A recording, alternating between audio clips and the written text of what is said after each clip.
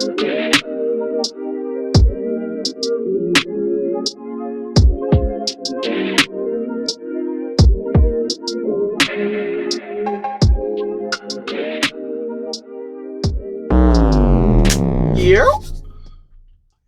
As I always started off with, ain't nothing new under the sun. So we're gonna hop right to it. This is for everyone that's been following the David and Goliath, aka 1199 SCIU. Welcome to Tether House, an American horror story. So, for all the members who don't know, there's currently an ongoing controversy in regards to the last election. So I've already actually put together and chopped up a few clips just to give you an idea of exactly what's what. We're going to watch that. Then after we watch that, I'm going to do what I always do. And we're going to spin the block and we're going to talk about it. But please pay attention. All right, ladies and gentlemen. So the first thing I want to actually do is I want to start off by sharing with all of you a formal letter that was written to the Department of Labor for a federally mandated union re-election from the Montefiore Division of 1199, right? I'm going to go ahead and read this for everyone, and then we'll get to the business. Last year's election was not fair or honest process. It was marred by documented misconduct, abuse of authority, and violations of federal union law carried out by the members' first slate. Most notably, my opponent, Farrah Hargett. For several months, I pursued every available appeal after serious election violations were dismissed by a compromised union election board. Individuals who were later rewarded with union positions for their involvement.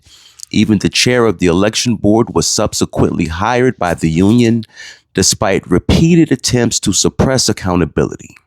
The matter was escalated to the U.S. Department of Labor, which conducted a federal investigation. That investigation concluded that Farrah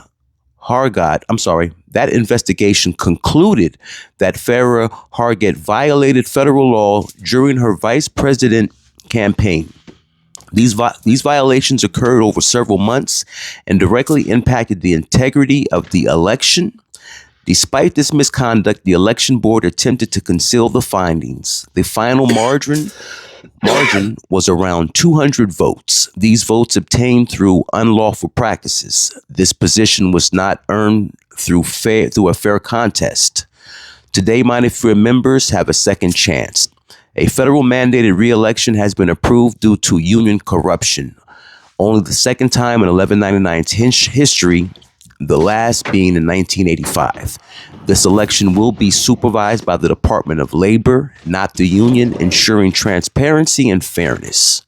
This moment is about restoring integrity to our union and removing individuals who gain power through deception, ballot tampering, and manipulation of members. It is also about standing against retaliatory leadership that dismiss respected union staff for exercising protected union rights. I will not be running in this election. I strongly support Olympia Strickland for vice president and Antoinette Martin for executive council member. Olympia represents the leadership of our union needs, credible, principled, knowledgeable, and committed to the members. This union belongs to its members. No one is above federal union law. This re-election proves that our rights matter and that accountability is possible when we stand firm. Please share this information, participate, vote, stand up against corruption. Justice for Montefiore. Michelle Rodriguez, former 1199 Vice President, candidate, Montefiore Division, 2025. This is what the envelope looks like. So, when you open the envelope, you're going to have your return envelope, secret ballot, and here's the ballot. This is what it looks like.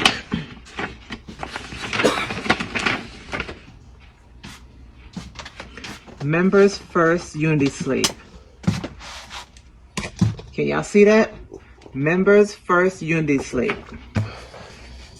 It's the second slate box. There's 1, 2, 3, excuse me. There's 1, 2, 3 sections. The third section, click off slate. Can you see it? Members First, Unity Slate, check slate.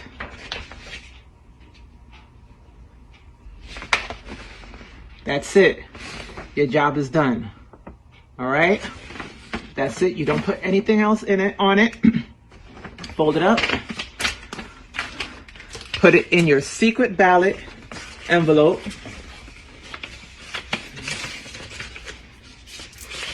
Like that. Then this envelope goes into this envelope. Then this goes into the mail. All right? Let's go. Right. And as you can see here, and as most of you should know, that any nonprofit, because they receive federal and state funding from taxpayers, all of their records are what we call public information. That includes salaries. So just like the union 1199 SEIU used to like to always send us flyers about how the institutions weren't doing their jobs, and they would always talk about how Nancy Sanchez or Dean Grossman made X amount of dollars. Well, now let's see what's going on with your union dues and where the money's going. So according to public record, as of early 2006, 1199 SEIU United Healthcare Workers East is under new leadership following a significant election in May 2025. Yvonne Armstrong now serves as the president, having unseated longtime leader George Gresham in an upset victory. Now, let's get straight to the business, right? These are the current key officers. President Yvonne Armstrong, Secretary Treasurer Veronica Turner Biggs. She's a treasurer. I wondered if she have any finance history in her background. CFO Lucy Chen, Executive Vice President Jocelyn Neal, Executive Vice President Lisa Brown, and Executive Vice President Gregory Speller. Now let's get to the money. Miss Armstrong currently is sitting at a total compensation of near $300,000. Once added in with all of her fringe benefits and perks, it comes to between $285,000 to $335,000. I'm sorry, that's just the base. Veronica Turner Biggs, Secretary Treasurer, who reported her gross salary was $195,000 roughly, with total compensation reaching $250,000. Now we get to Lucy Chen, the CFO, one of the highest paid administrative officers, with the reported gross salary of $272,000. Other benefits bringing it to $413,000. Now, George Gresham, the former, in his final years of leadership, his base salary was $284,000. Total compensation, including pension and benefits, was valued at $416,000. So to give you a brief overview, he's almost making $500,000 a year. And remember, after the last election, when he was unseated, they kept him on as a, what do they call those people when what do they call it? I can't even think of it right now. Oh, when you get outside help to come in and look at what you're doing in your institution and you're doing it wrong. Oh, an outside contractor. Yes. So they kept him on as a contractor, but he's still receiving the pay that he got as his last year as president of 1199 SEIU. So he's still getting the same pay he got at almost $500,000 a year from your union dues. But Yvonne Armstrong is the current president, and they said that he was stealing money. So how does a man that was accused of frauding 1199 members still on the payroll at almost $500,000 a year? But I digress. Very, very interesting. Then we get down to the Board of Trustees, right? The Board of Trustees and the EVPs. So we have Rona Shapiro of Home Care. I want you to remember that name. Now, Rona is currently making around, $250,000 a year, plus $250,000 a year plus coming out of your union dues. Well, let's see who Rona Shapiro is. All right, now, Rona Shapiro. Who is Rona Shapiro? Rona Shapiro is actually currently on the board of trustees. So I did some background information to find out who Rona Shapiro was. So let's see. Rona Shapiro started off as a home care worker and is now the executive vice president of the home care division at making roughly $250,000 a year off of your union dues. But let's get to the nitty gritty. What is Rona known for doing behind closed doors when they think no one's watching?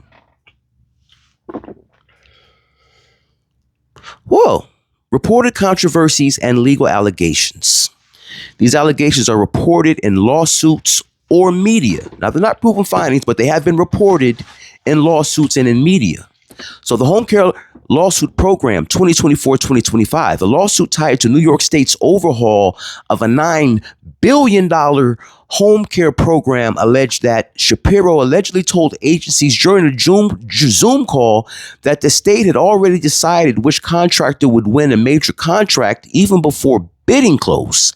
Plaintiffs claim the union had inside knowledge and influence of the procurement process. Both the union and state officials denied wrongdoing, of course, because why? Because the big dogs always back the other big dogs. You see, for some reason, authority always backs authority, even when you have receipts. I mean, if what I've been going through for the last, going on now, 8 years does not prove that, I don't know what else does, ladies and gentlemen. But my question to you is why are we as a collective not asking the questions that we need proper answers to? Now, why am I saying all of this? Well, let me show you why. Because if you go to your 1199 SEIU Constitution, which can be found online, the website's right here at the top, but I'll put it in the description. Now, with that, if you go to Article, where are we at? Elected officials. Oh, I'm sorry. Article, is that 8? Elections, page 17. Now, this part is very, very important because we know all the corruption that's been going on. Now, page 17.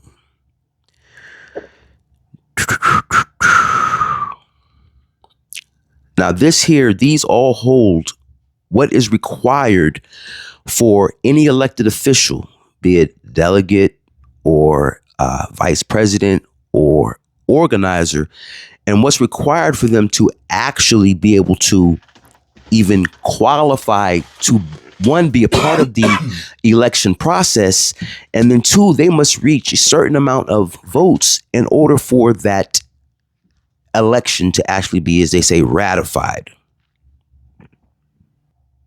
So yeah, here, section 3 of that article 8, when you get to section 3, here and it says nominations for officers and delegates. Now you can see I'll leave all of this here so you can go through it.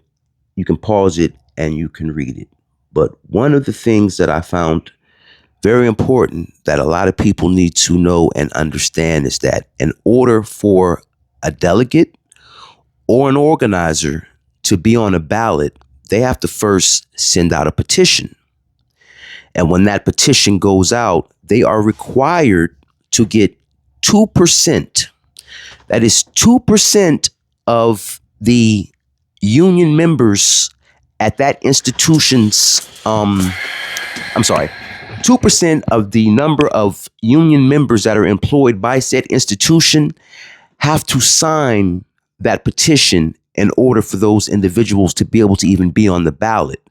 Now, if anyone remembers, in the run up to the election, like say I worked at LOC on 38th Street between 1st and 2nd.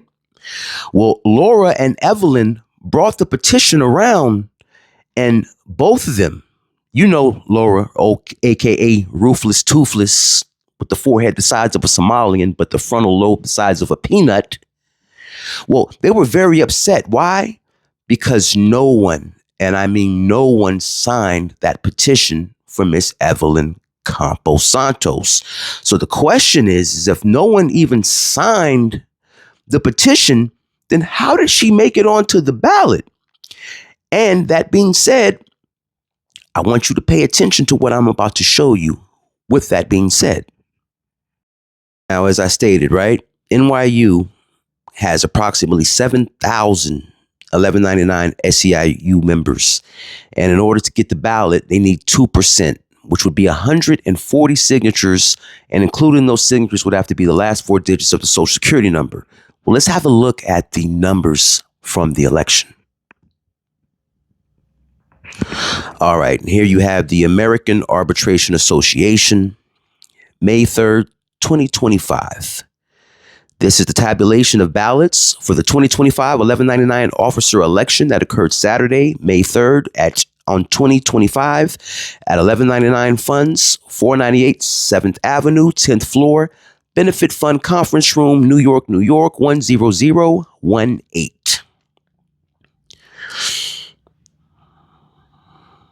Now, these are union-wide, right?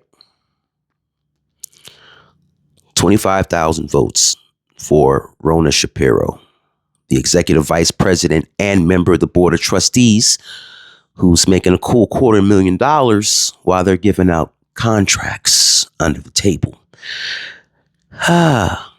George Gresham, who lost the election, but is still making almost $500,000 a year on your union dues. Mr. Ashby, we know Mr. Ashby, don't we? I've let you hear him and his handiwork before.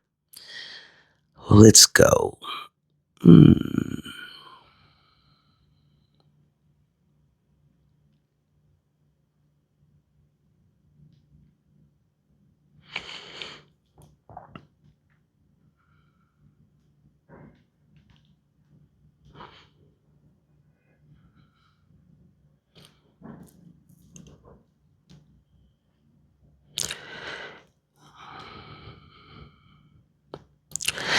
And for anyone that is an 1199 SEIU member, if you happen to be at one of the institutions, because like I say, I worked at NYU. I know a lot of you work at Presby or Montefiore or Mount Sinai. But if there was election fraud in one location, that affects everyone union-wide. And a lot of the information that has been kind of hidden away or not spoken about, a lot of union members just did not know what was going on. I think all of us should be petitioning for a re-election in our locations due to this. And now we get here to our area, NYU, Evelyn Campos Santos. You're telling me out of 7,000 people, only 757 voted? And we know how things go with votes in primaries. So my question is where's the petition? We need to see the petition because something seems a little fishy here and it stinks.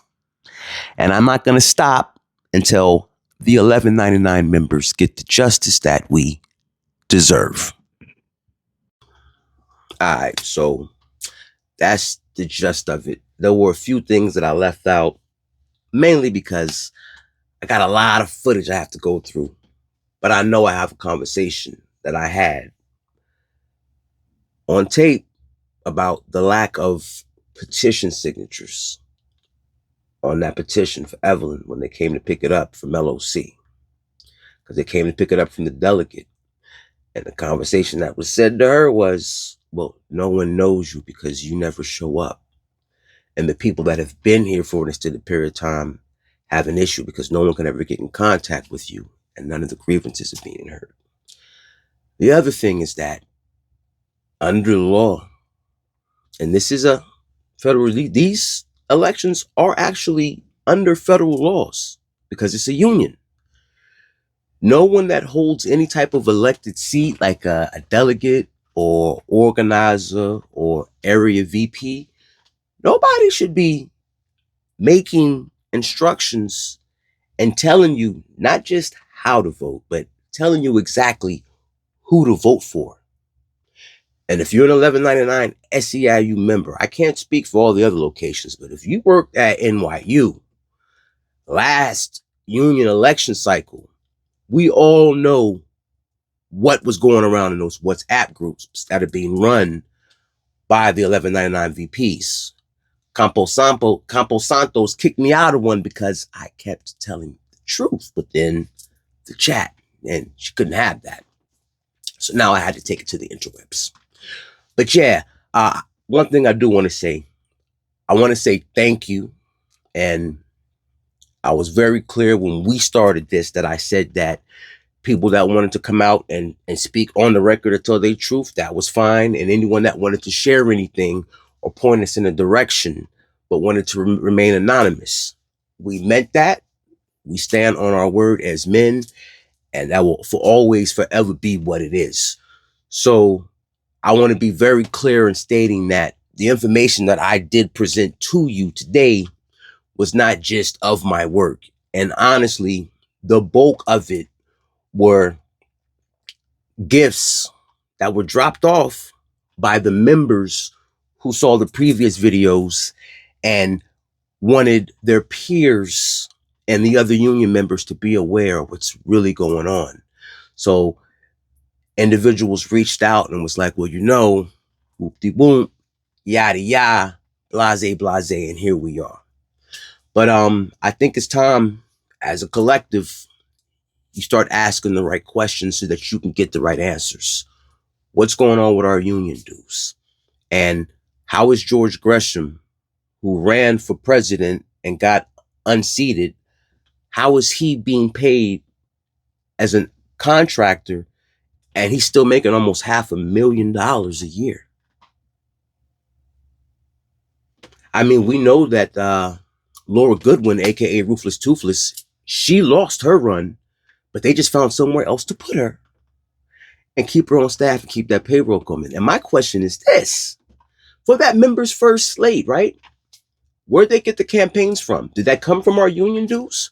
Or was there an influx of outside cash? And if so, we as members have a right to know where that influx of campaign funding came from to pay for all the flyers and everything else that they were doing during this time, because it is a nonprofit organization after all.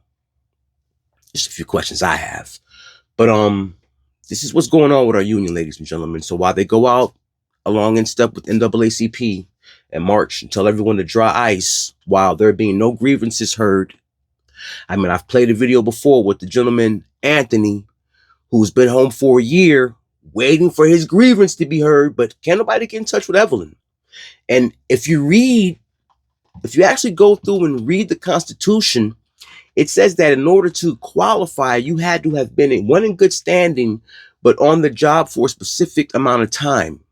I know from the time when I was a delegate for 6 years under Evelyn, every time I reached out to her, I could never get her because she was either out for school, somewhere on vacation, or a leave of absence. Just like when the gentleman Tony from the previous video, when he needed assistance, nobody could ever reach Evelyn. And so I want to see that petition sheet, and I want to find out if everything is in good standing. And I think we also have the right to file for a re-election at NYU for the same things: fraud, lack of representation,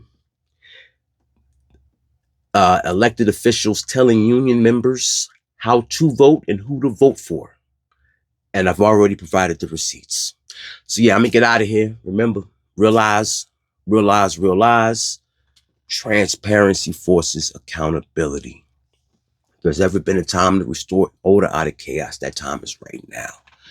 And the whole reason I've been doing this is because, one, NYU, Debbie Newman, John Salvatore, Gallinaro, the Peanut Gallery, went out of their way to try to destroy my name and my character, and I recorded everything.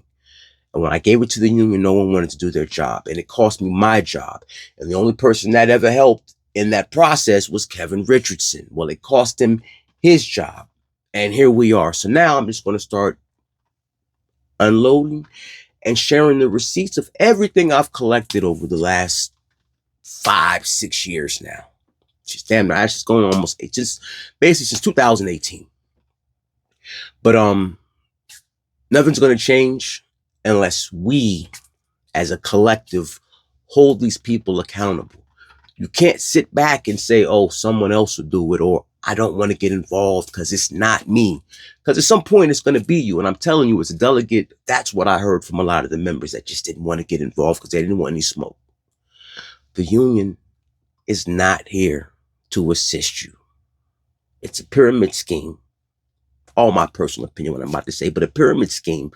Because when you actually go into and you look up the history and the current alliances of 1199, one of the things that you'll find that's constant is they say that they're not your typical union. They are an extension of a political party. And that's what they're really there for. And that's where the fuck our money's going, but we're not getting representation. And if they would have been representing us, instead of letting management make up the rules as they go, which I can prove with receipts, I can prove that they make up and change the rules because they tell you this is what the contract says, ABC. But then yet when you're in the office, management tells you, oh, well, we spoke to HR and they said we can decide what we want to do in this situation. And it differs from department to department. But if we have a union-wide contract, then how does each department head get to decide on how they want to enforce the same rules and who they want to enforce them on? And that's why under the one-party state law, I started recording my days from 9 a.m. to 5 p.m. And for those of you that are still out there, and I know a lot of you are, as we spoke, I know a lot of you are already doing that, but I implore the rest of you to protect yourselves because 1199 SEIU is too busy drying ice instead of doing their jobs, balancing the budget, having grievance hearings, arbitrations, and everything else. And they're just throwing everything into the wolves. I mean, how many people right now at NYU Langone in the last month and a half had Evelyn Campos Santos tell you to come into a specific location where she was sitting with the director of your department and told you to sit down and sign a write-up? Some of you were even in that situation where you weren't even at work on the days that your names was on the paperwork, and I know because you reached out to me. But how many of this has happened to you in the last month and a half, 2 months? Just asking for a friend. But if you're one of those people, or you've seen it happen to someone around you, ask yourself, does that make any sense? And is that outlined in the contract that your union dues pay to enforce, which is a federal binding legal document? But yeah, let me get out of here, man, because I'm just rambling at this point. So y'all keep your eyes to the stars. Keep that head on a swivel, because it's a dangerous 30 game, and we are in the diabolical den of demons, aka the Viper's Pit. But it's time we snatch them fangs out that motherfucker and start fighting back. Y'all be safe out there.